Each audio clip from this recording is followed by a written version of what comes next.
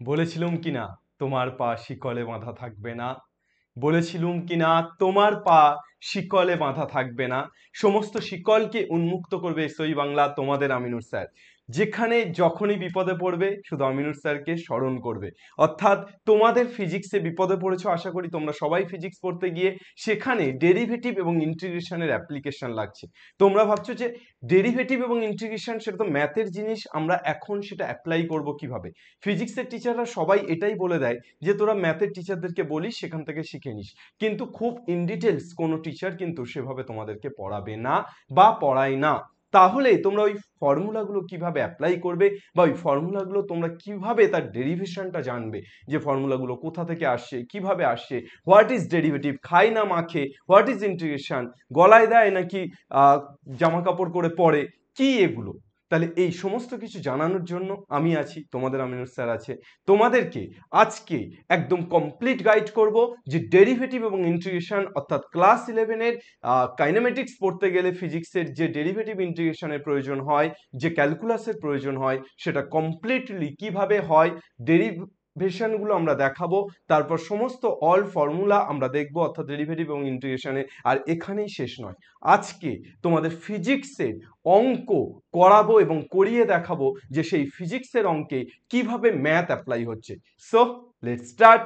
আমি সবসময় তোমাদেরকে বলেছিলাম যে ফিজিক্স কিন্তু হচ্ছে একটা সারা শরীর, আর ম্যাথ হচ্ছে তার কঙ্কাল, অর্থাৎ ম্যাথ হচ্ছে ক্যালকুলেশন, এবং ফিজিক্স হচ্ছে সেই ক্যালকুলেশন প্লাস থিওরি। তো আজকে আমরা আমাদের যে কঙ্কাল অর্থাৎ ম্যাথামেটিক্স, সেটাকে কিভাবে আমরা মাংসের সাথে জুড়ছি সেটাই কিন্তু আজকে আমরা দেখব। চলো একদম শুরু করছি প্রথমেই চলরাশি দিয়ে। তোমরা এটা একদম ছোটবেলা থেকে দেখে এসছো, পড়ে এসছো চলরাশি বা ভ্যারিয়েবল সম্পর্কে। চলো আজকে আমরা আবার এই চলরাশিকে নিয়ে একটু কাশি যাই। চলরাশি যাব কাশি, অর্থাৎ আমরা কাশি বা তারকেশ্বর যেতে গেলে দেখি যে যারা যায়, আমাদের বাড়িতে যারা যায় বা তোমরা যারা গেছো, যারা বড় বাঁক থাকে সেই বাঁকে জল নিয়ে যেতে হয়, এবং দুটো জলের কলসি ছোট ছোট থাকে, যেটাতে করে জল নিয়ে ভাঁড়ে করে তোমাদের তারকেশ্বর বা অন্যান্য কাশী এই ধরনের জায়গায়, মানে ধর্মস্থানে যেতে হয়, হিন্দু ধর্মের যে ধর্মস্থানগুলো আছে। তো আমাদের এখানে দুটো বাঁক আছে, কিন্তু এই বাঁকে জল নেই। এই বাঁকে আছে কি, এই বাঁকে আছে ভ্যারিয়েবল, অর্থাৎ চলরাশির দুটি আলাদা আলাদা বিভাগ, একটা বাস্তব চলরাশি এবং একটা জটিল চলরাশি। আমরা একদম শুরুতে বলি যে চলরাশি বলতে আমরা কি বুঝি। আমাদের কোনো কিছু চলরাশি যখনই বলবে তখন আমাদের মাথায় তিনটি অ্যালফাবেট আসবে। একদম সভ্যতার প্রাচীন যুগ থেকে যখন থেকে অ্যালফাবেট এসছে, যখন থেকে অ্যালফাবেট আমরা ব্যবহার করছি, তখন থেকেই এই তিনটি অ্যালফাবেটকে আমরা সবসময়ের জন্য চলরাশি হিসাবে ব্যবহার করে থাকি। And those are x, y and z. সেগুলো কি, সেগুলো হচ্ছে তোমার এক্স, ওয়াই অ্যান্ড জেড। অর্থাৎ এই তিনটি চলরাশি এক্স, ওয়াই, জেড কে আমরা কি বলে থাকি, আমরা চলরাশি বা ভ্যারিয়েবল বলে থাকি। কেন এগুলোকে চলরাশি বলে থাকি? চলো মানে কি, চলমান, গতিশীল। তাহলে চলো, আমরা চলো কেন বলছি, এই এক্স কে কেন চলরাশি বলছি, ওয়াই কে কেন চলরাশি বলছি, জেড কে কেন চলরাশি বলছি, শুধু রাশি বলছি না। দেখো এক্স, ওয়াই, জেড এই তিনটেকে আমরা ব্যবহার করি সবসময় পরিবর্তন হিসাবে। অর্থাৎ আমরা এক্স এর জায়গায় কখনো ভ্যালু 1 নিতে পারি, কখনো ভ্যালু 2 নিতে পারি, কখনো ভ্যালু 3 নিতে পারি। অর্থাৎ এই এক্সটা কিন্তু পরিবর্তনশীল। যে তারকেশ্বর বা কাশীতে যাচ্ছে তার পা যেমন পরিবর্তনশীল, ঠিক তেমন ভাবে এই এক্স, এই ওয়াই এবং এই জেড পরিবর্তনশীল। অর্থাৎ এরা কিন্তু পরিবর্তন হতে হতে চলছে, এদের মানগুলো পরিবর্তন হতে হতে চলছে। অর্থাৎ এদের মানগুলো কোনো একটা জায়গায় ফিক্সড নয়। অর্থাৎ এক্স এর ভ্যালু 2 মানে 2ই হবে এমন মাথার দিব্যি কেউ দেয়নি। এক্স এর ভ্যালু কিন্তু টাইম এর সাপেক্ষে, সময়ের সাপেক্ষে, অবস্থানের সাপেক্ষে চেঞ্জ হবে। ওকে, চলো তাহলে এক্স, ওয়াই, জেড এই তিনটেকে আমরা কি বলছি, এই তিনটেকে আমরা বলছি চলরাশি। এবং এই যে চলরাশিগুলো এক্স, ওয়াই, জেড, যেগুলো দ্বারা মেইনলি আমাদের বাস্তব সংখ্যাকে বোঝানো হয়, অর্থাৎ 1, 2, 3, 4, 5, 6, √2, √5, √6 এইগুলোকে বোঝানো হয়, সেইগুলো হচ্ছে বাস্তব চলরাশি, সেগুলো হচ্ছে বাস্তব চলরাশি। অর্থাৎ এক্স ওয়াই জেড দ্বারা যদি বাস্তব সংখ্যা বোঝানো হয়, রিয়েল নাম্বার বোঝানো হয়, রিয়েল নাম্বারের মধ্যে সেটা ন্যাচারাল নাম্বার হতে পারে, সেটা হোল নাম্বার হতে পারে, সেটা ইন্টিজার হতে পারে, সেটা রেশনাল নাম্বার হতে পারে, এগুলো যদি বোঝানো হয় তখন সেটা কি চলরাশি? বাস্তব চলরাশি। কিন্তু জটিল বা কাল্পনিক চলরাশি কোনগুলো বাবা? জটিল বা কাল্পনিক চলরাশি হলো যখন আমরা এক্স ওয়াই জেড এগুলো ইকুয়াল টু আমরা আই যুক্ত টার্ম বোঝাবো, অর্থাৎ এক্স প্লাস আই ওয়াই। মনে পড়ছে জটিল রাশি? তোমরা অ্যালজেব্রাতে শিখেছো না সেখানে আমি জানি না। দেখো কাল্পনিক সংখ্যা কাকে বলে? কাল্পনিক সংখ্যা। বাস্তব সংখ্যা কাকে বলে? যাকে বর্গ করলে সবসময় ধনাত্মক পাওয়া যায় তাকে কি বলে? বাস্তব। যে কোনো সংখ্যাকে যদি বর্গ করে ধনাত্মক পাই, ধরো মাইনাস টু স্কোয়ার, বর্গ করে কি পাচ্ছি? মাইনাস টু স্কোয়ার মানে মাইনাসের স্কোয়ার মানে প্লাস, টু স্কোয়ার মানে 4, বর্গ করে ধনাত্মক পাচ্ছি, তাহলে এগুলো কিন্তু বাস্তব। ধরো আমি লিখছি রুট টু স্কোয়ার, বর্গ করে কি পাচ্ছি? রুট উঠে যাচ্ছে, শুধু 2, তাহলে এটাও কিন্তু বাস্তব। অর্থাৎ যেগুলোকে বর্গ করে ধনাত্মক পাওয়া যায় সেগুলো বাস্তব। কিন্তু তুমি দেখো একটা ছোট্ট সংখ্যা -1, রুট ওভার অফ -1 বর্গ করো, -1 কে বর্গ করলে +1, কিন্তু রুট ওভার অফ -1 কে বর্গ করলে রুট আর স্কয়ার উঠে গেল, কি হয়ে গেল? -1। তাহলে রুট ওভার অফ -1 বর্গ করেছো কিন্তু তুমি ধনাত্মক পাওনি। তাহলে যে সমস্ত সংখ্যাকে বর্গ করেও ধনাত্মক পাবে না তাদেরকে কি বলবে? তাদেরকে কাল্পনিক সংখ্যা বলা হয়, যেটা তোমরা 11-এ শিখবে একটু পরে। তোমরা যখন জটিল রাশি পড়বে, কমপ্লেক্স নাম্বার পড়বে অ্যালজেব্রাতে, তখন শিখবে। যদি পড়ে থাকো তাহলে অলরেডি শিখে গেছো। তো যে সমস্ত সংখ্যাকে বর্গ করে ঋণাত্মক মানই পাবো তাদেরকে কি বলবো? তাদেরকে বলবো কাল্পনিক রাশি বা কাল্পনিক সংখ্যা। যেমন রুট ওভার অফ -1 তার হোল স্কয়ার, অর্থাৎ রুটের মধ্যে যদি মাইনাস থাকে তখন কিন্তু তাকে বর্গ করলে মাইনাসই পাই। তাহলে রুট ওভার অফ -1 তার হোল স্কয়ার কি হলো? -1। তুমি যদি লেখো রুট ওভার অফ -2 তার হোল স্কয়ার, -2। এরা প্রত্যেকে কিন্তু কাল্পনিক সংখ্যা, এরা প্রত্যেকে কাল্পনিক সংখ্যা। অর্থাৎ রুটের মধ্যে যদি মাইনাস থাকে তখন তাকে বর্গ করলেও কিন্তু মাইনাসই পাই। তাহলে রুটের মধ্যে মাইনাস থাকলে সেটা কাল্পনিক সংখ্যা। এবার তোমরা একটা ছোট্ট কথা বলো, এই যে root over of -1, root over of -1 কে তোমরা কি লিখতে পারো? রুট ওভার অফ -1ই লিখতে পারো। কিন্তু এই যে রুট ওভার অফ -2 একে কি লিখতে পারো? দেখো রুট ওভার অফ -2 কে আমি লিখতে পারি root over of -1 into 2। Yes or no? Yes. তাহলে রুট ওভার অফ -1 ইন্টু 2 কে আমি লিখতে পারি রুট ওভার অফ -1 ইন্টু √2। তাহলে √ ওভার অফ -1 মানে কত রে? আই। এই √ ওভার অফ -1 কে কি ধরা হয়? আই। কাল্পনিক সংখ্যা। অ্যাকচুয়ালি আমরা প্রাচীন মানে আমাদের পাস্টে যদি তাকিয়ে দেখি তাহলে গণিতে সবচেয়ে বেশি উন্নতিশীল দেশগুলোর মধ্যে একটা ছিল কিন্তু গ্রিক। অর্থাৎ গ্রিক দেশ কিন্তু গণিতে অনেক বেশি উন্নত ছিল। আরো প্রাচ্যের মধ্যপ্রাচ্যের কিছু দেশ ছিল যেগুলো অ্যারাবিয়ান কান্ট্রি, সেগুলো উন্নত ছিল। আমাদের ভারতবর্ষও খুব উন্নত ছিল একটা সময়, কিন্তু গ্রিক অনেক অনেক অনেক বেশি এগিয়ে ছিল ম্যাথামেটিক্স এর ক্ষেত্রে। এবং এই যে I √ over of -1 equal to I লেখা হয়, এটা কিন্তু গ্রিক দেশের একটি শব্দ আয়োটা থেকে নেওয়া হয়েছে। কি থেকে নেওয়া হয়েছে? আয়োটা। এই আয়োটা থেকে আই শব্দটি, আই অ্যালফাবেটটি নেওয়া হয়েছে। তাহলে √ ওভার অফ -1 কে কি দিয়ে ডিফাইন করা হয়? আই দিয়ে। তাহলে তোমার এখানে √ ওভার অফ -1 ইন্টু √2, তাহলে কি হয়ে যাবে? √2i। তোমার যদি √ ওভার অফ -3 থাকে একই রকম ভাবে √3i। √ ওভার অফ y থাকে, √ ওভার অফ -y থাকে, তাহলে একই রকম ভাবে √2i। এইভাবে বেসিক্যালি ডিনোট করা হয়। তাহলে কোনো সংখ্যার সাথে যদি আই গুণ থাকে তবে সেই সংখ্যাটাকে কি বলা হয়? কাল্পনিক সংখ্যা। সেই সংখ্যাটাকে কি বলা হয়? কাল্পনিক সংখ্যা। আই এর মান কত? √ ওভার অফ -1। ওকে, তাহলে প্রত্যেকটি সংখ্যাকে যেগুলো কাল্পনিক সংখ্যা তাদের সাথে কি গুণ থাকবে? আই গুণ থাকবে। তাহলে এই যে জটিল রাশি সেটা কিন্তু x প্লাস আই ওয়াই, অর্থাৎ একটা বাস্তব পার্ট একটা কাল্পনিক পার্ট থাকবে। যদি শুধু কাল্পনিক পার্ট থাকে তাও জটিল। ওকে, শুধু কাল্পনিকটুকু যদি থাকে অর্থাৎ x যদি না থাকে, আই ওয়াই যদি থাকে, তাহলেও কিন্তু এটা জটিল। তখন তাকে বলা হবে বিশুদ্ধ জটিল রাশি। বিশুদ্ধ জটিল রাশি। তাহলে আমরা মেইনলি রাশিকে দুভাগে ভাগ করতে পারলাম, একটা বাস্তব আর একটা জটিল। আশা করি একদম clean and clear. Okay, next আমরা ধ্রুবক। ধ্রুবক তো এই তো চকচক করছে ধ্রুবক। ধ্রুবক মানে কি? ধ্রুবক মানে হচ্ছে যেটা ফিক্সড, যেটা পরিবর্তনশীল নয়।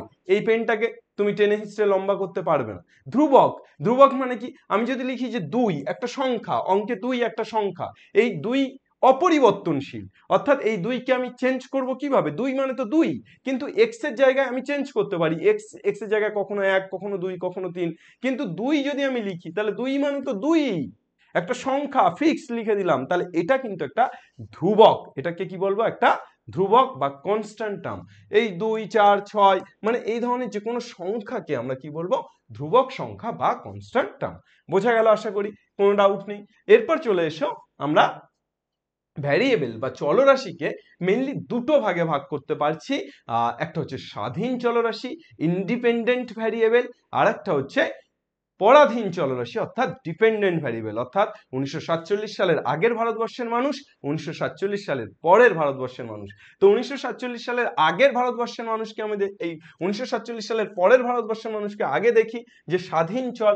ধরো আমি লিখলাম y equal to x square plus x plus two, y equal to x square plus x plus two লিখলাম লিখলাম এইবার এই ওয়াইটাও চলরাশি, আবার এই এক্সটাও চলরাশি। কিন্তু দেখো এক্স কিভাবে পরিবর্তন হবে সেটা এক্স এর উপর ডিপেন্ড করছে। এক্স কিভাবে পরিবর্তন হচ্ছে সেটা অন্য কারোর উপর ডিপেন্ড করছে না। এক্স এর ভ্যালুটা আমি আমার ইচ্ছে হলো এক্স এর ভ্যালুটা 1 নিতে পারি, তাহলে এক্স এর ভ্যালুটা 1 নিলে 1 স্কয়ার প্লাস 1 প্লাস 2, তাহলে 1 প্লাস 2 মানে 3 আর 1 স্কয়ার মানে 1, কত হচ্ছে 4। আবার এক্স এর ভ্যালু আমি 2 নিতে পারি, তাহলে 2 স্কয়ার প্লাস 2 প্লাস 2 অর্থাৎ 2 যোগ 2 4, আর এখানে 4 কত হয়ে যাচ্ছে 8। তাহলে এক্স এর ভ্যালুটা কিন্তু নিজের মতো স্বাধীন, মানে সে তার নিজের মতো পরিবর্তনশীল, অর্থাৎ এক্স সে নিজের মতো রাজকীয়ভাবে চলছে। কিন্তু এই এক্স এর উপর ডিপেন্ড করছে ওয়াই কিভাবে পরিবর্তন হবে, অর্থাৎ ওয়াই এর পরিবর্তনটা কিন্তু ডিপেন্ড করছে এক্স এর উপর। এক্স এর মান 1 নিলে ওয়াই এর মান 4 পাচ্ছি, এক্স এর মান 2 নিলে ওয়াই বদলে যাচ্ছে, মানে ওয়াই এর কোনো নিজস্বতা নেই। ওয়াই কে যেমন ভাবে চালনা করা হচ্ছে ওয়াই তেমন ভাবে চালিত হচ্ছে। এক্স কেমন ভাবে চলবে সেটা এক্স এর নিজস্ব ব্যাপার, কিন্তু ওয়াই কিভাবে চলবে সেটা ডিপেন্ড করছে এক্স এর উপর, সেটা ইন্ডিকেট করছে এক্স। অর্থাৎ স্বাধীনতার আগের ভারতবর্ষে ভারতবর্ষের নাগরিক কিভাবে চলবে সেটা ডিপেন্ড করছে আমাদের ইংল্যান্ডের নাগরিকদের উপর, যারা এই দেশকে শাসন করেছে। কিন্তু ইংল্যান্ডের নাগরিকরা তারা বাড়ে যাচ্ছে, মদ খাচ্ছে, বিভিন্ন ভাবে নিজেদেরকে স্বাধীনভাবে নিজেদেরকে রাখছে, কিন্তু ভারতবর্ষের নাগরিকরা সেটা চাইলেই পারছে না। সেখানে আমাদের সিনেমা হলে লিখে দেওয়া হচ্ছে যে কুকুর এবং ভারতবর্ষদের প্রবেশ নিষেধ। তার মানে কি? তার মানে ভারতবর্ষের নাগরিককে চালিত করছে ইংল্যান্ডের নাগরিক। তাহলে ব্যাপারটা বোঝা গেল স্বাধীন এবং অধীন, অর্থাৎ স্বাধীন এবং পরাধীনের মধ্যে তফাৎটা কোথায়? স্বাধীন মানে হলো সে তার নিজের মতো করে পরিবর্তন হতে পারবে, যেমন এখানে এক্স। কিন্তু অধীন মানে হলো এক্স এর পরিবর্তনের সাপেক্ষে ওয়াই পরিবর্তন হবে, অর্থাৎ এক্স যেভাবে পরিবর্তন হবে ওয়াই এর মানটা সেভাবে হবে। দেখো এক্স এর মান 1 নিলে ওয়াই এর মান 4, এক্স এর মান 1 নেব কি 2 নেব সেটা পুরোপুরি এক্স এর উপর ডিপেন্ড করছে, কিন্তু ওয়াই এর মানটা কি হবে সেটা ডিপেন্ড করছে এক্স এর উপর। ক্লিয়ার? তাহলে কোনটা স্বাধীন কোনটা পরাধীন বোঝা গেল। তাহলে এখানে আমি এই ওয়াই কে কি বলবো? ওয়াই কে আমি বলবো ডিপেন্ডেন্ট ভ্যারিয়েবল। ওয়াই কে কি বলবো? ডিপেন্ডেন্ট। কার উপর ডিপেন্ড করছে বাবা? এক্স এর উপর। আর এক্স তাহলে কি হয়ে গেল? এক্স হয়ে গেল ইন্ডিপেন্ডেন্ট। এক্স কি হয়ে গেল? এক্স হয়ে গেল ইন্ডিপেন্ডেন্ট। তাহলে একটাতেই বুঝিয়ে দেওয়া হয়ে গেল, এটা দরকার নেই। ঠিক আছে, নেক্সট আমরা চলে আসি পরে অপেক্ষক বা ফাংশন। চলো, অপেক্ষক বা ফাংশন বলতে আমরা কি বুঝি? আমরা ধরো লিখলাম F of x. F of x মানে হচ্ছে ফাংশন অফ এক্স। ওকে, তো এই ফাংশন অফ এক্সটা কি? দেখো এক্স দ্বারা যদি কোনো কিছু গঠন করি, এক্স দ্বারা যদি কোনো কিছু গঠন করি তাহলে সেটা এক্স এর অপেক্ষক। যদি ওয়াই দ্বারা গঠন করি তখন সেটা হয়ে যাবে ওয়াই এর অপেক্ষক এফ ওয়াই। যদি জেড দ্বারা গঠন করি তখন সেটা হয়ে যাবে জেড এর অপেক্ষক এফ জেড। তো এক্স দ্বারা কোনো কিছু গঠন করছি মানে ধরো আমি লিখলাম এক্স স্কোয়ার প্লাস 5x, লিখলাম এক্স দিয়ে আমি এক্স স্কোয়ার প্লাস 5x একটা সংখ্যামালা তৈরি করলাম। তাহলে এই যে এক্স স্কোয়ার প্লাস 5x টা কি হয়ে গেল? একটা এক্স এর অপেক্ষক হয়ে গেল। ধরো আমি লিখলাম সাইন এক্স, লিখলাম আমি ত্রিকোণমিতিক অপেক্ষক লিখলাম। সাইন কি? ত্রিকোণমিতিক ফাংশন, তাহলে সাইন এক্সটা কি? ত্রিকোণমিতিক অপেক্ষক। ধরো আমি লিখলাম আমার ইচ্ছে হলো ই টু দি পাওয়ার 2x, আমার কাছে এক্স আছে, আমি তাকে নিজের ইচ্ছে খুশি ইউজ করব। ওকে, তাহলে ই টু দি পাওয়ার 2x, তখন এটা কি হয়ে গেল? ই ফাংশন বা এক্সপোনেনশিয়াল অপেক্ষক। বোঝা যাচ্ছে? তাহলে এক্স দ্বারা গঠিত যে কোনো অপেক্ষককে আমি কি বলবো? আমি বলবো এফ এক্স। ওয়াই দ্বারা হলে ধরো কস ওয়াই, ধরো ওয়াই স্কোয়ার প্লাস 5y, হ্যাঁ, ওয়াই দ্বারা যখন হবে তখন এফ ওয়াই, আর জেড দ্বারা যখন হবে তখন এফ জেড। তাহলে এরা প্রত্যেকে কিন্তু অপেক্ষক, কিন্তু এই অপেক্ষকগুলো প্রত্যেকে তাদের বেসিক ক্রাইটেরিয়া অনুযায়ী তারা আলাদা। যেমন এই এক্স স্কোয়ার প্লাস 5x, এটা কিন্তু দেখো বীজগাণিতিক অপেক্ষক, অ্যালজেব্রিক। কেন? তুমি তো বীজগাণিতিক সংখ্যামালা তো এক্স স্কোয়ার প্লাস 5x, ওকে। কিন্তু তুমি দেখো sine x is not a বীজগাণিতিক, is not algebraic function, this is a trigonometric function, অর্থাৎ এটা কিন্তু একটা ত্রিকোণমিতিক অপেক্ষক। আবার যদি তুমি e to the power x 2x এ যাও, এক্সপোনেনশিয়াল ফাংশন। এরা প্রত্যেকেই কিন্তু x এর ফাংশন, বাট এরা প্রত্যেকে কিন্তু আলাদা আলাদা আলাদা। তোমার বাবার তিনটে ছেলেই তোমার বাবার ছেলে, কিন্তু তাদের প্রত্যেকের ক্যারেক্টারিস্টিক্স আলাদা। তাদের মধ্যে কেউ অলস, তাদের মধ্যে কেউ খুব পরিশ্রমী, আবার তাদের মধ্যে কেউ একটু অন্যরকম, অলসও নয় পরিশ্রমীও নয়। তো এদের বেসিক ক্রাইটেরিয়াটা আলাদা, বোঝা গেল? চল, তো এটা হচ্ছে ফাংশন। এবার ফাংশন নিয়ে আশা করি কারোর কোনো সমস্যা নেই। এবার সেটা যদি এক্স দ্বারা গঠিত হয় এক্স এর অপেক্ষক, যদি ওয়াই দ্বারা গঠিত হয় ওয়াই এর অপেক্ষক, যদি জেড দ্বারা গঠিত হয় জেড এর অপেক্ষক। ওকে, চলো এইবার আমরা ঢুকছি আসলেই আমাদের আজকের যে অন্তর্কলন বা অবকলন সেই জায়গাটাতে। অন্তর্কলন বা অবকলনটা কি? হোয়াট ইজ অন্তর্কলন বা অবকলন? তার জন্য আমাদের জানতে হবে একটা খুব ইম্পর্টেন্ট জিনিস, সেটা হচ্ছে নতি বা স্লোপ অর গ্রেডিয়েন্ট। অর্থাৎ নতি বা স্লোপ বা গ্রেডিয়েন্ট কাকে বলে? তোমরা ক্লাস 11-এ 2 ডাইমেনশনাল জিওমেট্রি পড়বে, অর্থাৎ দ্বিমাত্রিক স্থানাঙ্ক জ্যামিতি। সেখানে তোমরা বেশ কিছু চ্যাপ্টার পড়বে, সেই চ্যাপ্টারগুলো শুরু হচ্ছে সরলরেখা দিয়ে। তোমরা ক্লাস 9-এও দ্বিমাত্রিক স্থানাঙ্ক জ্যামিতি হালকা ছিটেফোঁটা পড়ে এসছো। তো দ্বিমাত্রিক স্থানাঙ্ক জ্যামিতি শুরু হয় সরলরেখা দিয়ে। এবার যে কোনো সরলরেখা বা বক্ররেখা যে কোনো যাই হোক না কেন, সেটা কিন্তু স্থানাঙ্ক, দ্বিমাত্রিক স্থানাঙ্ক জ্যামিতি যখনই আমি বলবো তখন কিন্তু সেটা একটা 2 ডাইমেনশনাল প্লেনে লাই করবে। 2 ডাইমেনশনাল প্লেন কেমন? X axis, y axis. এবার এটা বাড়িয়ে দাও, তাহলে বাড়িয়ে দিলে কি এটা মূল বিন্দু, এদিকে হয়ে যাচ্ছে এক্স ড্যাশ অর্থাৎ এক্স এর নেগেটিভ, এদিকে হয়ে যাচ্ছে এক্স, তাহলে এক্স এর পজিটিভ, আবার উপরে হচ্ছে ওয়াই অর্থাৎ ওয়াই এর পজিটিভ, আর নিচে হচ্ছে ওয়াই ড্যাশ মানে ওয়াই এর নেগেটিভ। এইবার তুমি এখান থেকে নতি বা প্রবণতা বা স্লোপ কিভাবে বের করবে? ধরো তুমি একটা কার্ভ টানলে, ধরো তুমি একটা কার্ভ, একটা যে কোনো একটা y equal to f x একটা ফাংশনের কার্ভ টানলে, একটা ফাংশনের কার্ভ ধরো তুমি টানলে। দেখো বিভিন্ন ফাংশনের বিভিন্ন কার্ভ হয়, এগুলো আমরা শিখবো যখন 2 ডাইমেনশনাল জিওমেট্রিতে যাব। যে y ইকুয়াল টু এক্স, এটা একটা সরল রেখা, এই সরল রেখা এভাবে যায়। তারপর ধরো y equal to x square বা y square equal to x, এটা একটা প্যারাবোলা। প্যারাবোলা সবসময় এভাবে এভাবে যায়, মানে এই কার্ভগুলো আমরা টানা যখন দ্বিমাত্রিক স্থানাঙ্ক জ্যামিতি করব তখন কিন্তু আমরা এই কার্ভগুলো টানা শিখবো। গ্রাফিক্যাল রিপ্রেজেন্টেশন আমাদেরকে কিন্তু শিখতে হবে।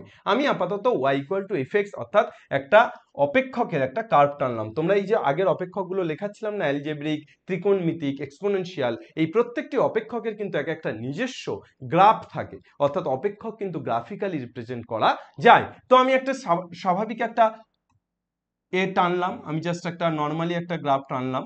এইবার এই কার্ভের ধরো যে কোনো একটা বিন্দুতে, যে কোনো একটা বিন্দুতে আমি ধরো বিন্দুটাকে একটু সরিয়ে নিই, যে কোনো একটা বিন্দু ধরো এরকম একটা বিন্দুতে,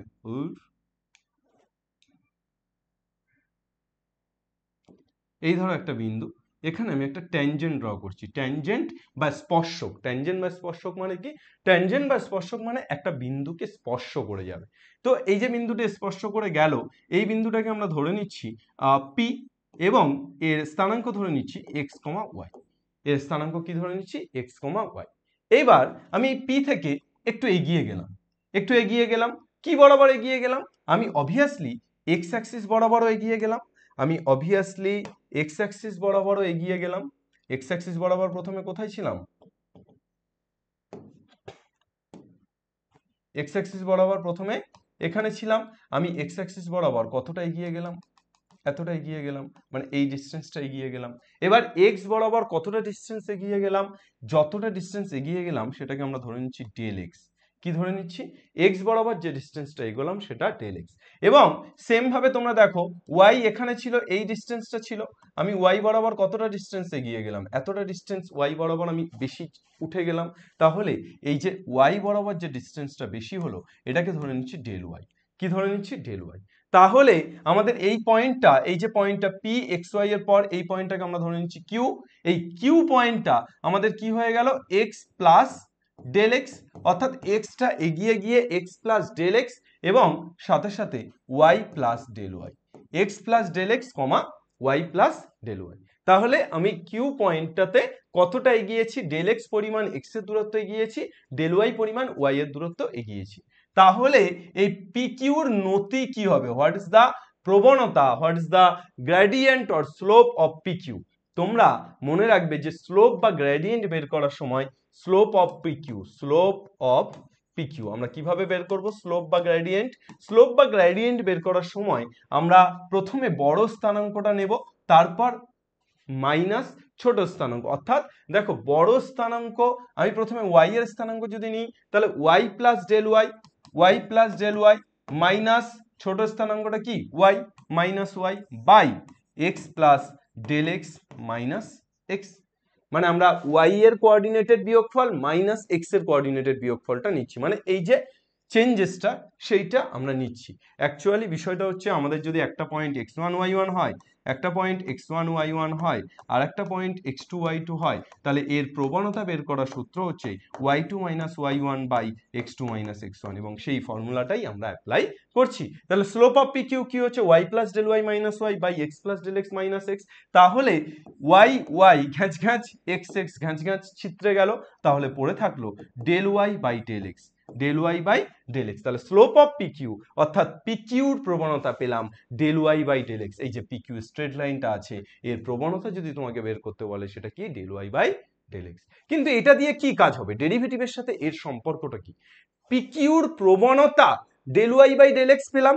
এইবার তোমরা যদি এই কিউ অর্থাৎ এই যে বাড়ছে, বেড়ে তো কিউ হলো, এই বাড়াটাকে যদি তোমরা জিরো করে দাও, অর্থাৎ এই কিউ পয়েন্টটাকে টেনে এনে যদি তোমরা পিতে নিয়ে চলে আসো, কিউ পয়েন্টটাকে টেনে পিতে নিয়ে চলে মিলিয়ে দাও, অর্থাৎ পি কিউটা তখন কিন্তু আর একটা স্ট্রেট লাইন থাকলো না, তখন কিন্তু একটা বিন্দু হয়ে গেল। কি হয়ে গেল, একটা বিন্দু হয়ে গেল। তাহলে এই পি কিউটা একটা সরল রেখা থেকে হয়ে গেল একটা বিন্দু, অর্থাৎ আমরা চলে যাব এবার হবে আমাদের রচনা সিন্ধু। চলো আমরা তাহলে এখান থেকে কি পেয়ে যাচ্ছি, আমরা জাস্ট কি করছি, আমরা করছি যে পি কিউটাকে এই কিউ পয়েন্টটাকে টেনে এনে পিতে মিলিয়ে দিচ্ছি। কিভাবে সম্ভব, হাউ ইজ দিস পসিবল, দেখো আমরা যদি limit of del x tends to zero করে দিই, লিমিট তোমরা অনেকেই পড়েছো হয়তো অনেকে পড়োনি। লিমিট মানে হলো যে আমরা এটা পড়েছো বা না পড়েছো এটা তোমরা বাড়িতে নিশ্চয়ই শুনেছো, তুই কিন্তু তোর সীমা অতিক্রম করছিস। তো এই সীমা বা লিমিট অর্থাৎ তোমার যতদূর পর্যন্ত যাওয়ার কথা ছিল তার থেকে বেশি চলে গেলে তুমি কিন্তু লিমিটটা অতিক্রম করলে। তো এই limit of del x tends to zero del y by del x, del y by del x, অর্থাৎ আমি কি করছি, ডেল এক্সটাকে টেনে এনে শূন্যের দিকে নিয়ে চলে আসছি, ডেল এক্সটাকে টেনে শূন্যতে নিয়ে চলে আসছি। তাতে লাভটা কি হচ্ছে, তাতে লাভটা হচ্ছে কিউ বিন্দুটা পিতে মিলিত হয়ে যাচ্ছে। ডেল এক্স যদি শূন্য হয়ে যায় তাহলে ডেল ওয়াইটাও শূন্য হবে, অর্থাৎ এক্স এর যদি বৃদ্ধি না হয় তাহলে ওয়াই এর বৃদ্ধি কোথা থেকে হবে, এক্স এর বৃদ্ধি না হলে ওয়াই এর বৃদ্ধিও হবে না। তাহলে এই যে limit of del x tends to zero del y by del x, এটাকেই বলা হবে বাবা dy বাই dx, অর্থাৎ এটাই হলো ডেরিভেটিভ। অর্থাৎ আমরা কি করছি, একটা প্রবণতা বা নতি, একটা সরল রেখার প্রবণতা বা নতিকে আমরা টেনে এনে একটা বিন্দুতে মিলিয়ে দিলাম, and this is the derivative, অর্থাৎ এটাই কিন্তু dy বাই dx। তাহলে limit of del x tends to zero del y by del x equal to কি dy বাই dx। এইবার এই dy বাই dx এইটা আমরা যদি এটা তো আমরা গ্রাফিক্যালি রিপ্রেজেন্টেশন দেখালাম, থিওরিটিক্যালি যদি আমরা বলি যে what is the dy by dx, তোমরা বলবে যে একটা বড় অঞ্চল, একটা বড় ক্ষেত্রফলকে যদি আমরা ভেঙে ভেঙে ভেঙে ভেঙে ভেঙে ভেঙে তাকে ছোট্ট ছোট্ট ছোট্ট ছোট্ট অংশে পরিণত করি তবে সেটা কিন্তু ডেরিভেটিভ। আর যখনই আমরা জুড়বো অর্থাৎ ছোট্ট ছোট্ট ছোট্ট ছোট্ট অংশকে জুড়ে একটা বড় অংশ তৈরি করব, তখনই কিন্তু সেটা তার অপোজিট হয়ে যাবে, অর্থাৎ তখনই কিন্তু সেটা হয়ে যাবে ইন্টিগ্রেশন বা সমাকলন। আজকে আমরা এই দুটো জিনিসই পড়বো। তাহলে আমরা আজকে প্রথম পড়বো ভেঙে ফেলা আর সেকেন্ড পড়বো গড়ে তোলা। তোমাদের অনেকের কাছে ডেরিভেটিভ অনেক সহজ বলে মনে হয় কিন্তু ইন্টিগ্রেশন একটু কঠিন বলে মনে হয়। এই কারণেই মনে হয় যে ভেঙে ফেলা অনেক বেশি সহজ, কিন্তু গড়া অনেক বেশি কঠিন। কিন্তু আজকে আমি তোমাদেরকে দেখাবো যে ভেঙে ফেলাও যেমন সহজ, গড়ে তোলাও তেমনই সহজ, যদি সেই প্যাশন থাকে, যদি সেই ডেডিকেশন থাকে। তো আমরা গড়ে তোলাটাও সহজ দেখাবো। চলে আসি dy by dx. Dy by dx equal to আমরা কি পড়লাম? Limit of del x tends to zero del y by del x. তাহলে আমরা একদম ঝাড় থেকে, অর্থাৎ একদম ভিতর থেকে ব্যাপারটাকে টেনে তুলছি, অর্থাৎ ডিওয়াই বাই ডিএক্স এর প্রাথমিক যে সংজ্ঞা সেটা রিপ্রেজেন্ট করার দিকে আস্তে আস্তে এগিয়ে যাচ্ছি। তো ডেল ওয়াই আমরা limit of del x tends to zero, del y এর জায়গায় কি লিখতে পারি? Y plus del y minus y লিখতে পারি না? ওয়াই ওয়াই কেটে গেলে জैसा है वैसा, ওয়াই ওয়াই কেটে গেলে আমরা ডেল ওয়াই পাচ্ছি। আবার ডেল এক্স এর জায়গায় আমরা লিখতে পারছি x plus del x minus x. কি লিখতে পারছি? X plus del x minus x. क्या होगा Kalia? Limit of del x tends to zero. খোকা আমি তোমাদের কি বলেছিলাম? মগজে একটু দাও টোকা, একটু রিক্যাপ করো। y equal to f x বলেছিলাম না? অর্থাৎ একটা অপেক্ষক y ইকুয়াল টু কি? F x. তাহলে এই যে y equal to f x, আমি যদি এখানে ছোট্ট করে y এর জায়গায় y প্লাস ডেল ওয়াই করে দিতাম, তাহলে এখানেও কিন্তু f of x plus del x হতো না? হতো না? হতো না? আমরা জাস্ট ওয়াইটাকে ডেল ওয়াই পরিমাণ পরিবর্তন করছি, তাহলে তার জন্য এক্সটাও তো ডেল এক্স পরিমাণ পরিবর্তন হবে। অর্থাৎ আমরা y equal to f x ছিল, সেখান থেকে ওয়াই কে ডেল ওয়াই পরিবর্তন করলাম, সাথে সাথে এক্সটাও কত হলো? ডেল এক্স পরিবর্তন হয়ে গেল। তাহলে কি হলো? ওয়াই প্লাস ডেল ওয়াইটা হয়ে গেল f of x plus del x minus ওয়াইটা হয়ে গেল f x by x plus del x minus x. কি পাচ্ছি? এই ডেল এক্সটা কি একটা চেঞ্জেস, এই ডেল এক্সটা কি একটা চেঞ্জেস। তো এই যে ছোট্ট চেঞ্জেস, এটাকে এই ডেল এক্সটাকে যদি আমরা এইচ ধরে নিই, ডেল এক্সটাকে যদি আমরা এইচ ধরে নিই, অর্থাৎ এই চেঞ্জটাকে যদি আমরা এইচ ধরে নিই, তাহলে কি হবে? তাহলে এটা হয়ে যাবে limit of h tends to zero f of x plus h minus f of x by x plus h minus x. X x কেটে দাও, তাহলে হয়ে যাচ্ছে limit of h tends to zero f of x plus h minus f of x by h. তাহলে dy by dx কি পেয়ে গেলাম খোকা? ডিওয়াই বাই ডিএক্স পেয়ে গেলাম limit of h tends to zero limit of of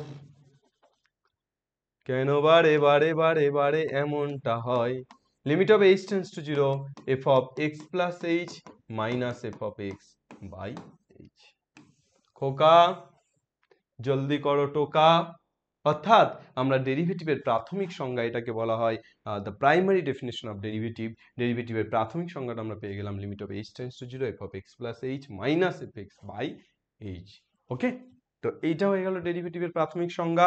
ডেরিভেটিভের যে ফর্মুলাগুলো আছে, সেই প্রত্যেকটি ফর্মুলা কিন্তু এই প্রাথমিক সংজ্ঞা দিয়েই আসে। অর্থাৎ ডেরিভেটিভের প্রত্যেকটি ফর্মুলা আমরা এই প্রাথমিক সংজ্ঞা থেকে ডিরাইভ করতে পারি। আমরা এই প্রাথমিক সংজ্ঞা থেকে ডেরিভেটিভের প্রত্যেকটি ফর্মুলাকে আনতে পারি। ওই ডেরিভেটিভের প্রত্যেকটি ফর্মুলাকে আমরা এই প্রাথমিক সংজ্ঞা থেকে নিয়ে আসতে পারি। ক্লিয়ার? বোঝা গেল? চলো এরপর আমরা তাহলে ডেরিভেটিভের বাকি যে ফর্মুলাগুলো আমি বললাম, সেই প্রত্যেকটি ফর্মুলা আমরা প্রাথমিক ফর্মুলা থেকে আনতে পারি। তো প্রাথমিক ফর্মুলাটা আমরা লিখে রাখছি। প্রাথমিক ফর্মুলাটা কি? আমরা লিখলাম dy by dx equal to limit of h tends to zero f of x plus h minus f of x by কত? এইচ। এইবার এই প্রত্যেকটি ফর্মুলা যেগুলো আমরা লিখবো, এই প্রত্যেকটি ফর্মুলা আমরা কিন্তু এই প্রাথমিক ফর্মুলা দিয়ে আনতে পারি। ফর্মুলাগুলো লিখে ফেলো। ডিডিএক্স অফ সি, কোন একটা কনস্ট্যান্ট, কনস্ট্যান্টের ডেরিভেটিভ কি? The derivative of constant of a constant is zero, অর্থাৎ কনস্ট্যান্টের ডেরিভেটিভ জিরো। আমরা এখান থেকে যদি সি বসাই, তাহলে F of x plus H এর জায়গাও সি বসবে, এফ অফ এক্স এর জায়গাও সি বসবে, তার কারণ সি তো কনস্ট্যান্ট। তাহলে C minus C by h, তার মানে জিরোই হবে, সি মাইনাস সি মানে। ঠিক আছে, দ্বিতীয় হচ্ছে d dx of C f x, অর্থাৎ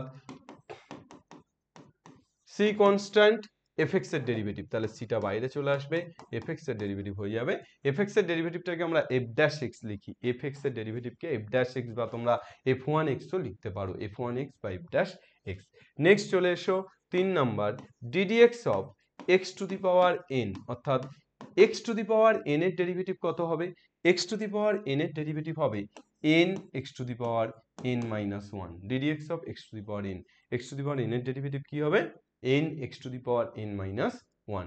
এটাও কিন্তু এই মেন ফর্মুলা দিয়ে প্রমাণ করা যায়। তোমাদের এই মেন ফর্মুলা দিয়ে প্রমাণগুলো কি আর দেখাবো, ধরো এইটাই যদি দেখাই, অ্যাকচুয়ালি এটা তোমার লিমিটের কনসেপ্টটাও লাগবে, লিমিটের কনসেপ্ট না থাকলে বুঝতে পারবে না। তো ঠিক আছে, প্রমাণগুলো আমি আর দেখাচ্ছি না, যখন তোমরা ডেরিভেটিভ করবে ম্যাথে, যখন ডেরিভেটিভ করবে, যখন আমি ম্যাথের ডেরিভেটিভ করাবো তার আগে তো লিমিট করাবো অবভিয়াসলি। তো লিমিট করালে তখন আমি ডেরিভেটিভ এই ফর্মুলাগুলোর প্রত্যেকটি প্রমাণ তোমাদের দেখিয়ে দেবো।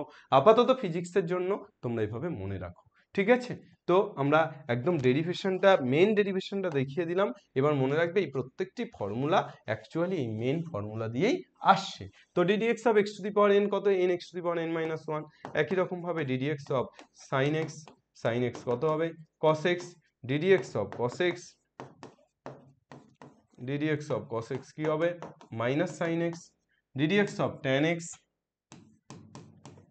Ddx of tan x sec square x 7। Ddx of cot x minus cosec square x 8। D dx of tan x সেক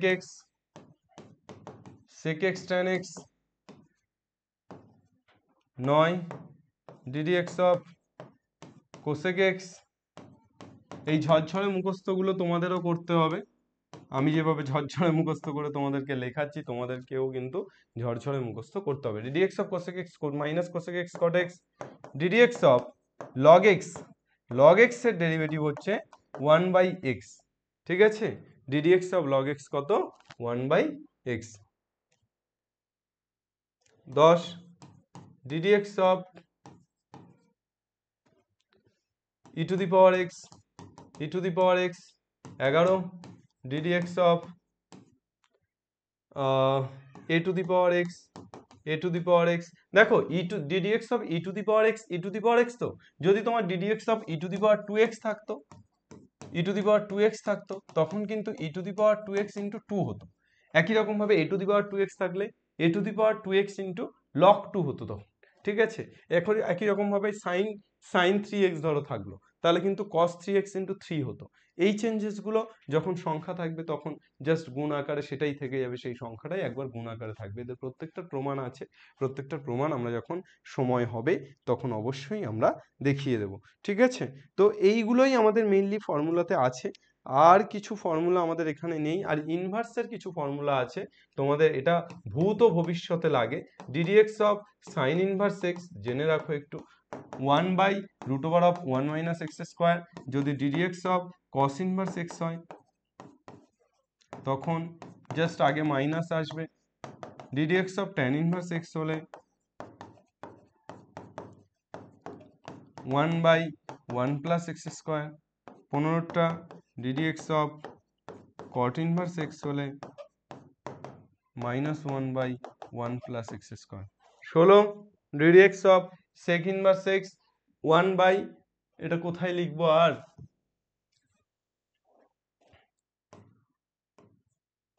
ষোলো, খোলো খোলো দরওয়াজা খোলো। Ddx of sec inverse x 1/x into √x square minus 1। আর 17টা ddx of cosec inverse x -1/x into √x square minus 1। চলো, এই ফর্মুলাগুলো আমাদের ডেরিভেটিভের জানতে হবে, এই ফর্মুলাগুলো আমরা জেনে নিলাম। তোমাদের শামীম স্যার আমাকে বারবার করে বলছিল যে স্যার আমাদের ডেরিভেটিভ এবং ইন্টিগ্রেশনটা করিয়ে দিন। ডেরিভেটিভ আর ইন্টিগ্রেশনটা স্টুডেন্টদের আমি বলে দিয়েছি আমিনুস স্যার করাবে, তাই জন্যই কিন্তু আজকে তোমাদের এই চমক। এক পেজেই তোমাদের সমস্ত ফর্মুলাগুলোকে লিখে দিলাম। এইটা তোমরা স্ক্রিনশট নিয়ে নিতে পারো, বা পিপিটি তো তোমাদের ফার্স্ট কমেন্টে শেয়ার করা থাকবেই, সেখান থেকে তোমরা এটাকে দেখবে এবং পরপর অঙ্কগুলোকে করতে থাকবে। চলো নেক্সট, এরপর আমরা চলে আসি আমাদের পরবর্তী। আমরা যে ডেরিভেটিভের ফর্মুলাগুলো শিখলাম সেই ফর্মুলাগুলোর অ্যাপ্লিকেশনের জায়গায় ফিজিক্সের অঙ্ক করি চলো। সরলরেখায় গতিশীল এক বস্তুকণার সরণ। তোমাদের মনে হতে পারে যে ডেরিভেটিভ বা ইন্টিগ্রেশনের অ্যাপ্লিকেশন কোথায়, where is the application of derivative and integration. আমরা প্রথমে ডেরিভেটিভের অ্যাপ্লিকেশন দেখাচ্ছি। সরলরেখায় গতিশীল একটি বস্তুকণার সরণ কত? x ইকুয়াল টু 3 মাইনাস টি। তাহলে সরলরেখায় গতিশীল একটি বস্তুকণার সরণ x ইকুয়াল টু 3 মাইনাস টি। তাহলে সরণটা এখানে x দিয়ে ডিফাইন্ড হচ্ছে। বস্তুকণাটির সরণ সময় লেখটি সময় অক্ষের সঙ্গে কত কোণ করে। সরণ সময় লেখো, মনে রাখবে সরণ সময়, ধরো সময় এটা টি, এটা সরণ এটা এস। তো এই সরণ সময় লেখটি, ধরো সরণ সময় একটা লেখ আছে, লেখচিত্র একটা আছে, ধরো এমন একটা লেখচিত্র আছে। এখন এই লেখচিত্রটি কার সাথে কত অ্যাঙ্গেল করে? সময় অক্ষের সঙ্গে কত অ্যাঙ্গেল করে। তাহলে সময় অক্ষ কোনটা টি, তাহলে এর সাথে কত কোণ করে সেটা তোমাকে বের করতে হবে। এর সাথে কত কোণ করে আমরা ধরে নিচ্ছি থিটা কোণ করে, আমরা ধরে নিচ্ছি থিটা কোণ করে। তাহলে এখানে দেখো এটা ওয়াই অ্যাক্সিস, এটা এক্স অ্যাক্সিস হিসেবে ট্রিট হচ্ছে, অর্থাৎ সময়টা এক্স অ্যাক্সিস, সরণটা ওয়াই অ্যাক্সিস। তাহলে এখান থেকে আমাদের এই কোণটা কত কোণ করে এটার মানে কি? এটার মানে হলো নতি না। একটা সরল রেখা এক্স অক্ষের ধনাত্মক দিকের সাথে যে কোণ তৈরি করে সেটাই কিন্তু নতি। নতি কাকে বলে? একটি সরল রেখা এক্স অক্ষের ধনাত্মক দিকের সাথে, একটি সরল রেখা, ধরো একটি সরল রেখা এক্স অক্ষের ধনাত্মক দিকের সাথে যে কোণ তৈরি করে তার ট্যানের মানকে বলা হয় নতি। অর্থাৎ ট্যান থিটাকে কি বলা হয়? নতি। শুধু থিটাকে বলা হয় আনতি, আর ট্যান থিটাকে বলা হয় নতি। তাহলে এখানে আমি x ইকুয়াল টু কি পেলাম? 3 মাইনাস টি। তাহলে এখান থেকে আমরা dx বাই dt অর্থাৎ t এর সাপেক্ষে যদি ডেরিভেটিভ করে দিই, কনস্ট্যান্টের ডেরিভেটিভ কত পেয়েছি? 0 মাইনাস t এর ডেরিভেটিভ, তাহলে dt বাই dt মানে কত হচ্ছে? 1। তাহলে 0 মাইনাস 1 কত পেলাম? মাইনাস 1। আর এই dx বাই dt মানেই আমরা কি বলেছিলাম? dy বাই dx মানে কি বলেছিলাম পাগলা? খাবি কি, ঝাঁঝে মরে যাবি। dy বাই dx মানে কি বলেছিলাম? আমরা বলেছিলাম dy বাই dx মানে কিন্তু tan theta. dy by dx মানে কি বলেছিলাম? tan theta. তাহলে এখানে dx বাই dt মানেও কি হবে? tan theta. এখানে t এর রেসপেক্টে tan থিটা। তাহলে tan থিটা ইকুয়াল টু কত পাচ্ছি? -1। তাহলে tan থিটা ইকুয়াল টু -1 মানে -tan45। -tan45 কে আমরা লিখতে পারি tan অফ 2 × 90 -45। এটা তোমাদের ম্যাথে শিখেছো তোমরা, ত্রিকোণমিতির একদম ফার্স্ট চ্যাপ্টার, যে আমরা এটাকে মাইনাস আছে তাহলে ট্যান দ্বিতীয় পাদে আর চতুর্থ পাদে নেগেটিভ, তো আমি দ্বিতীয় পাদে রাখলাম 2 × 90 -45 করে। তাহলে এখান থেকে কি পেলাম? 2 × 90 মানে 180 থেকে 45 বাদ দিলে ট্যান 135। তাহলে ট্যান থিটা ইকুয়াল টু কত পেয়ে যাচ্ছ? ট্যান 135। তাহলে theta equal to 135। Theta equal to কত পেলাম? 135। বস্তুকণার সঙ্গে কত কোণ করছে? অক্ষের সঙ্গে 135 ডিগ্রি কোণ করছে। ওকে, তাহলে দেখো আমরা ম্যাথ জানলে কিন্তু আমাদের ফিজিক্স জল, অর্থাৎ আমাদের যদি হাড় মজবুত হয় আমরা কিন্তু দৌড়ে নেব। চলো, আমাদের শরীরটাও সুঠাম হবে হাড় মজবুত হলে। একটি গতিশীল বস্তু দ্বারা অতিক্রান্ত দূরত্ব s এবং t এর মধ্যে সম্পর্ক হলো s equal to 2t - 3t square plus 4t cube. তাহলে দেখো আমাদের মেইনলি একটা জিনিস তোমাদের বলার, যে এই ধরনের যে গ্রাফগুলো ধরো যেগুলো স্ট্রেট লাইন, সেই গ্রাফগুলো কিন্তু প্রত্যেকটাই কিন্তু ডেরিভেটিভের ফর্মুলা দিয়ে কিন্তু আমাদের হয়ে যাবে। বাট যে গ্রাফগুলো আমাদের মেইনলি কার্ভ লাইন, সেগুলো কিন্তু যখন আমরা ধরো এরকম একটা কার্ভ এর এরিয়া বের করব, তাহলে আমরা যার সরণ বের করব তখন কিন্তু আমাদের ডেরিভেটিভ দিয়ে হয়ে যাবে। সরণ বের করব, ত্বরণ বের করব, বেগ বের করব, তখন ডেরিভেটিভ। কিন্তু আমরা যখন এরিয়া বের করব, যখন ক্ষেত্রফল বের করব, তখন কিন্তু ইন্টিগ্রেশন, তখন কিন্তু যোগ আসবে। ঠিক আছে, যখন এই কার্ভগুলো একটু বেঁকে যাবে, সেটা আমরা আসছি। কিন্তু প্রথমে এই অঙ্কটা কি বলেছে? s equal to 2t - 3t square plus 4t cube.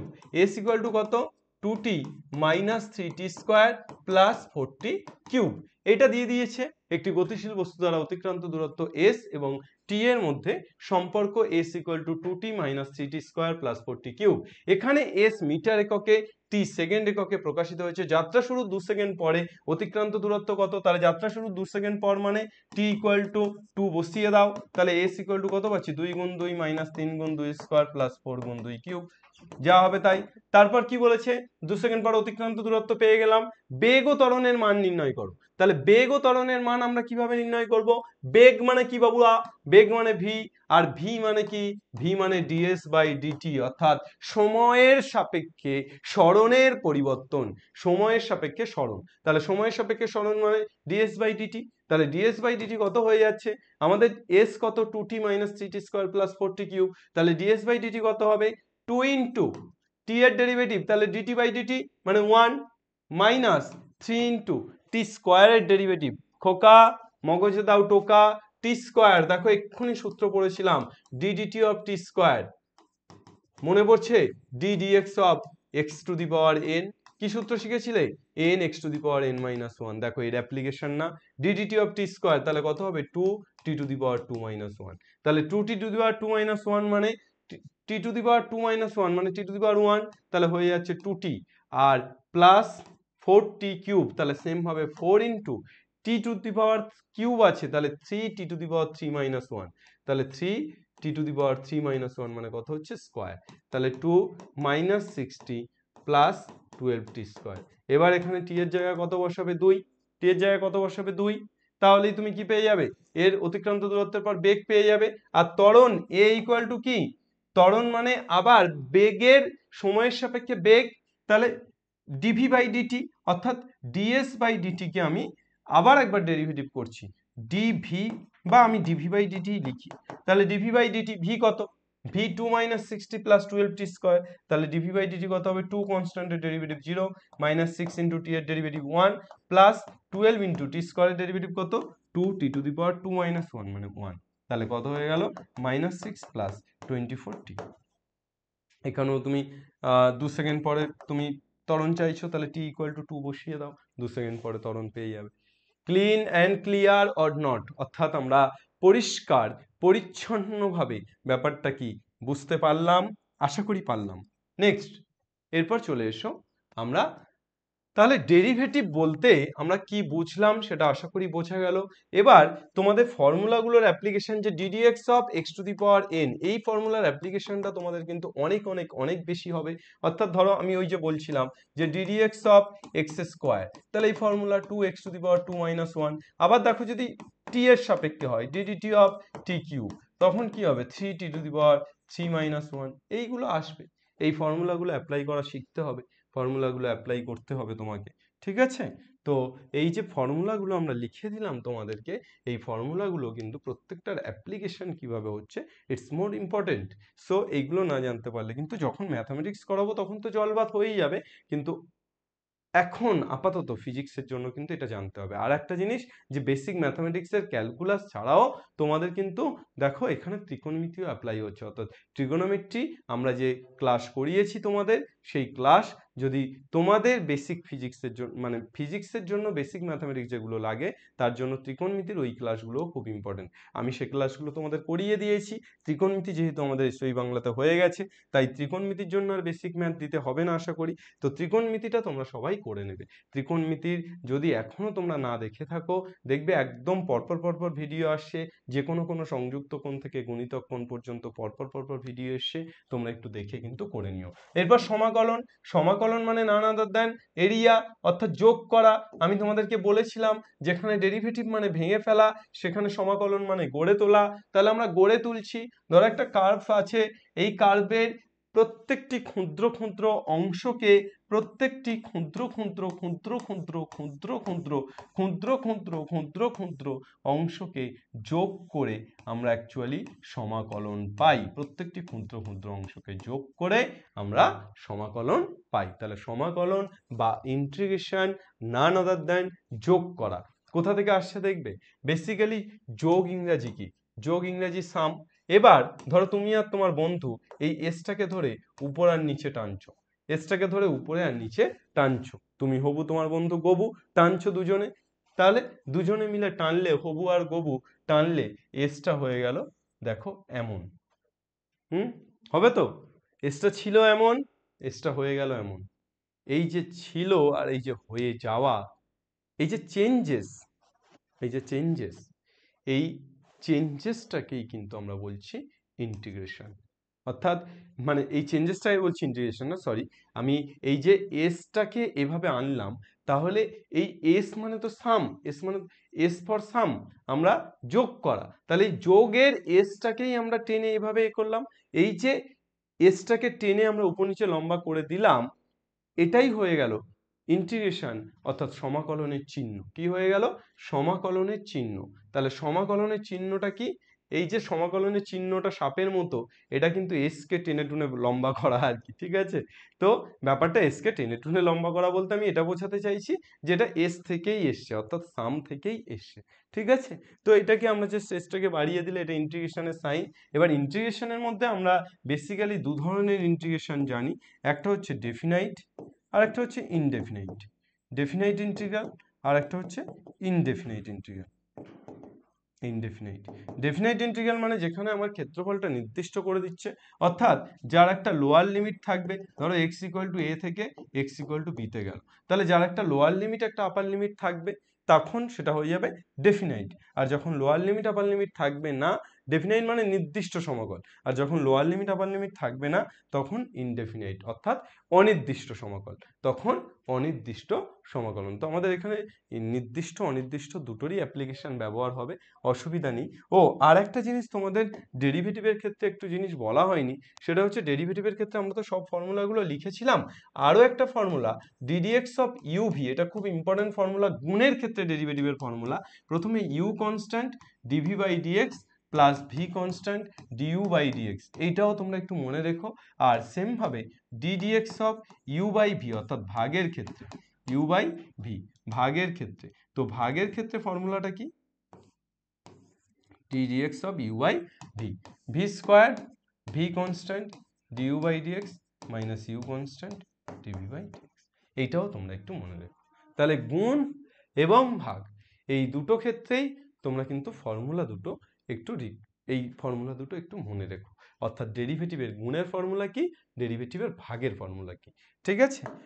এই ফর্মুলা দুটোও তোমাদের কাজে লাগবে। তাহলে ইন্টিগ্রেশন বললাম, ডেফিনাইট মানে নির্দিষ্ট, অর্থাৎ যেখানে আমাদের লোয়ার লিমিট এবং আপার লিমিট, অর্থাৎ এরিয়াটা কোথা থেকে শুরু হচ্ছে কোথায় গিয়ে শেষ হচ্ছে এটা নির্দিষ্ট করে বলা থাকবে। আর ইনডেফিনাইট মানে যেখানে কোনো নির্দিষ্ট করে বলা থাকবে না, সেটা ইনডেফিনাইট। তাহলে আমাদের সমাকলন হচ্ছে একদম আমাদের ডেরিভেটিভের অপোজিট, অর্থাৎ ডেরিভেটিভ যেটা আমরা শিখেছি, সমাকলনে এসে ঠিক তার অপোজিটটা শিখবো। তাহলে অল ফর্মুলা অফ সমাকলন বা of integration, all formula of integration বলে আমরা লিখে নিই, সমস্ত ফর্মুলাগুলোকে লিখে নিই। তাহলে ইন্টিগ্রেশনকে আমরা মেইনলি দুটো ভাগে ভাগ করতে পারছি, একটা হচ্ছে আমাদের ডেফিনাইট, একটা হচ্ছে ইনডেফিনাইট। তো আমাদের প্রত্যেকটি ফর্মুলা, আমি কি বললাম, ডেরিভেটিভ মানে ভেঙে ফেলা, ইন্টিগ্রেশন মানে গড়ে তোলা, তাহলে এরা একে অপরের অপোজিট না, অর্থাৎ ডেরিভেটিভ এবং ইন্টিগ্রেশন, ডেরিভেটিভের ক্ষেত্রে আমরা যে ফর্মুলাগুলো ব্যবহার করেছি, ইন্টিগ্রেশনের ক্ষেত্রে কি করব, ঠিক তার বিপরীত ফর্মুলাগুলোকে ব্যবহার করব, ঠিক তার বিপরীত ফর্মুলাগুলোকে ব্যবহার করব। তাহলে ঠিক তার বিপরীত ফর্মুলাগুলো মানে আমরা যেটা ডেরিভেটিভের ক্ষেত্রে পেয়েছি, ঠিক তার অপোজিটটা আমরা ইন্টিগ্রেশনের ক্ষেত্রে পাবো। আমরা ডেরিভেটিভের ক্ষেত্রে ডিডিএক্স অফ সাইন এক্স কি পেয়েছিলাম বাবা? ডিডিএক্স অফ সাইন এক্স পেয়েছিলাম কস এক্স, তাহলে আমরা ইন্টিগ্রেশনের ক্ষেত্রে ইন্টিগ্রেশন অফ কস এক্স পাবো, cos x dx equal to পাবো sin x, integration of cos x dx equal to পাবো sin x। আর এখানে ইনডেফিনাইটের ক্ষেত্রে যেহেতু অনির্দিষ্ট, যেহেতু এর আপার লিমিট লোয়ার লিমিট নির্দিষ্ট নয়, সেহেতু sin x এর পরে একটা কনস্ট্যান্ট আসে c, এই c কে বলা হয় ইন্টিগ্রাল কনস্ট্যান্ট, ইন্টিগ্রাল কনস্ট্যান্ট। তাহলে sin x এর ডেরিভেটিভ আমরা পেয়েছি cos x, তাহলে cos x এর ইন্টিগ্রেশন কি পেলাম, sin x। দেখো আমরা ddx অফ cos x কত পেয়েছিলাম, প্রত্যেকটা ফর্মুলা কিন্তু ডেরিভেটিভের ফর্মুলা দিয়ে ডিরাইভ হচ্ছে, অর্থাৎ ডেরিভেটিভের opposite. D dx of cos x পেয়েছিলাম মাইনাস সাইন এক্স, তাহলে আমরা সেম ভাবে integration of sine x dx কি পাবো, মাইনাস cos x। দেখো সাইন এক্স তাহলে কি হবে, মাইনাস টেপারে চলে যাবে মাইনাস cos x, বা আমরা minus sine x equal to cos x লিখতে পারি, তার মানেও actually sine x equal to minus cos x প্লাস c। ওকে, তাহলে cos x এর integration sin x, sin x এর ইন্টিগ্রেশন মাইনাস cos x। এখানে যেমন sin x এর ডেরিভেটিভ পজিটিভ, আবার cos x এর ডেরিভেটিভ মাইনাস ছিল, কিন্তু এখানে ঠিক অপোজিটটা, ঠিক আছে? তো চলো ddx অফ tan x কি শিখেছিলাম, sec স্কয়ার x, আমরা এখানে কি শিখব, integration of sec square x dx equal to tan x plus C. Same ভাবে ddx অফ cot x কি শিখেছিলাম, মাইনাস কোসেক স্কোয়ার এক্স, তাহলে এখানে কি শিখবো, integration of cosec square x dx minus cot x plus C.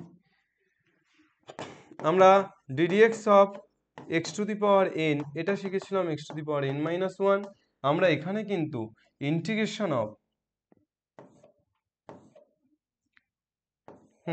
Integration of x to the power n dx এটা equal to শিখবো x to the power n plus one by n plus one plus C. Okay, ddx of, আর ddx লিখছি না, এখানে জায়গার অসুবিধা, আমরা ডেরিভেটিভের ঠিক অপোজিটগুলো আমরা ইন্টিগ্রেশনে শিখবো। আমি ইন্টিগ্রেশনের ফর্মুলাগুলো পরপর পরপর এবার লিখতে থাকি।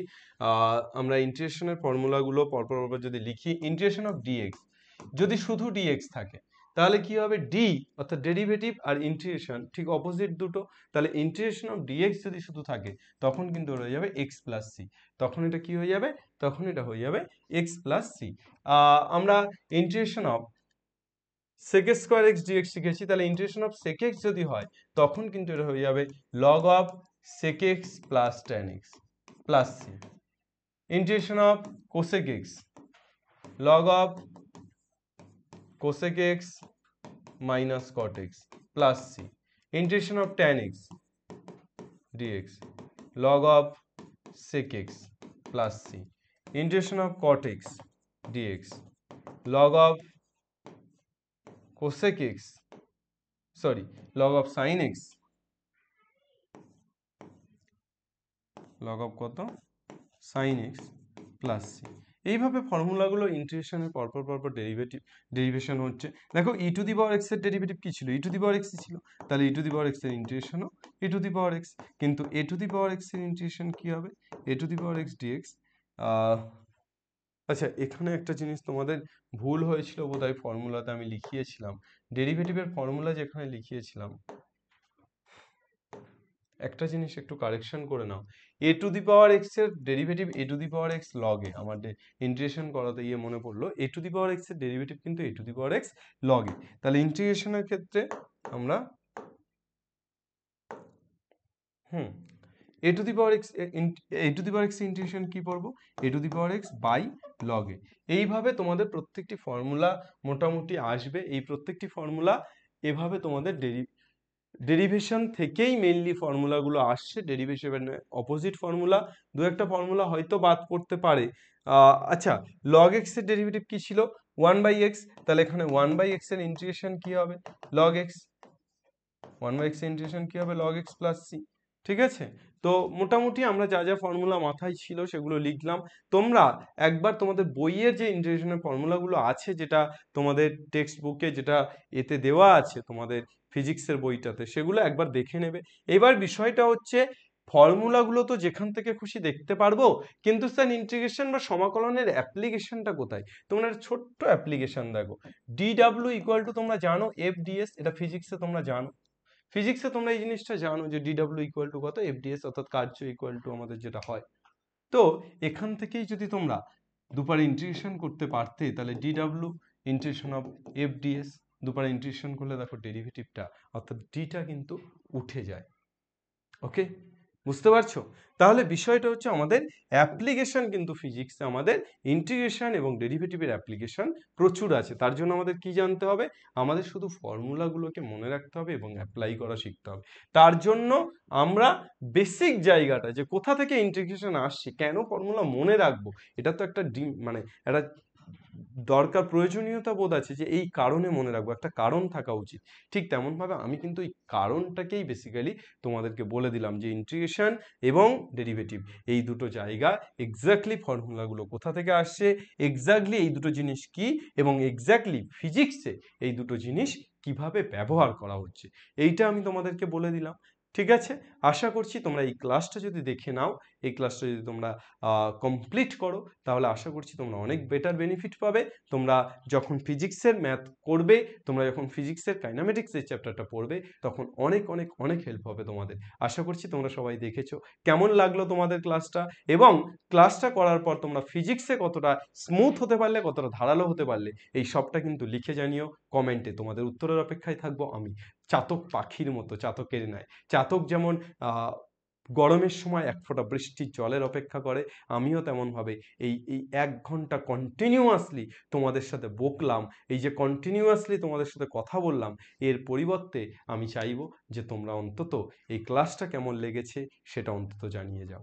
আমি চাইবো প্রত্যেকে যারা তোমরা ক্লাসটা দেখছো, তারা প্রত্যেকে যারা শেষ করছো, তারা প্রত্যেকে অন্তত একটা ফিডব্যাক দিয়ে যাও। সেটা ছোট্ট একটা লাভও হোক, এক ফোঁটা জলও হোক, কিছু অন্তত হোক, তোমরা প্রত্যেকে কিছু স্মৃতিচিহ্ন রেখে যেও। আমার ভালো লাগবে পরের কাজ করার, পরের আরও ক্লাস ভালো করে নেওয়ার অনেক বেশি মোটিভেশন পাই তোমাদের এই কমেন্টগুলো পড়ে। সুতরাং তোমরা কমেন্ট করতে থাকো, কমেন্টেই আমাদের মোটিভেশন, আমার মোটিভেশন, আমাকে বাঁচিয়ে রাখে তোমাদের এই কমেন্ট।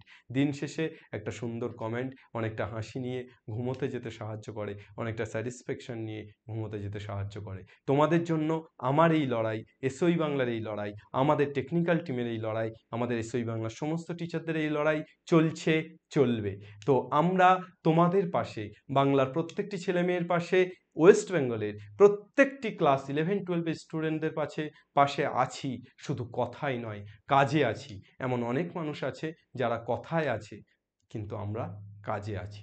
আমরা এসওই বাংলা আগেও কাজে ছিলাম, এখনো কাজে আছি, আগামীতেও কাজে থাকবো। আজকে প্রায় 1000টা ভিডিও আমাদের হতে চলেছে, নাকি 1000 ক্রস করে গেছে আমাদের ভিডিও সংখ্যা। তো এই যে 1000 ক্রস করে গেছে, 1000টা ক্লাস আমরা তোমাদের জন্য প্রোভাইড করেছি। আমার মনে হয় না 1000টা ক্লাস কোনো চ্যানেল কোনো স্টুডেন্টদের জন্য প্রোভাইড করেছে এবং কমপ্লিট গাইডেন্স দিয়েছে। অনেক চ্যানেলই আছে বক্তৃতা মারার জন্য, কিন্তু কাজ করার জন্য এসওই বাংলা। তাই তোমাদের কাজ এসওই বাংলাকে ছড়িয়ে দেওয়া, তোমাদের কাজ এসওই বাংলাকে বাংলার প্রত্যেকটি ছেলেমেয়ের কাছে পৌঁছে দেওয়া, তোমাদের কাজ এসওই বাংলাকে বাংলার প্রত্যেকটি বাড়িতে জি বাংলার মতো চালিয়ে দেওয়া। চলো, বাংলা পড়বে, বাংলা শিখবে এবং বাংলা জিতবে। তোমাদের হাত ধরেই জিতবে, তোমাদের হাত ধরেই আগুন লাগাবে। চলো, জয় হিন্দ।